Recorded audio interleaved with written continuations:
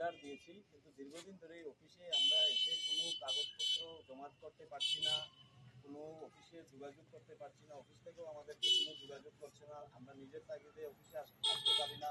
এই সমস্ত ময়াল পাহারা দিয়ে রাখা হয়েছে তথাকথিত উজান টুকাই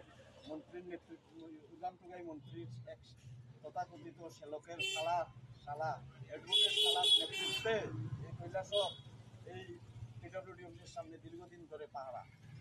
তারপরে এই জন বিকাশ দপ্তরের সামনে আপনারা দেখেছেন বিগত দিনে কী দুর্ঘটনা ঘটেছে। এই কৈলাসরের উজান টুকাই কৈলাসরের তথাকথিত মন্ত্রীর যে শালা অ্যাডভোকেট, এই দীর্ঘদিন ধরে এই কৈলাসর এবং চণ্ডীপুর দুই কেন্দ্রেই ওনার টেন্ডার বাণিজ্য রমরমা করে করছে। এখানে উনি সুযোগ বুঝে শুধু হিন্দু মুসলিম লাগানোর চেষ্টা করছে। এখানে কোনো হিন্দু মুসলিম বলে কিছু নেই, এখানে সব ব্যবসায়ী আমরা। আমি হিন্দু, আমাকে দুবার অ্যাটাক করেছে, আমাকে একবার অ্যাটাক এই অফিসে করেছে,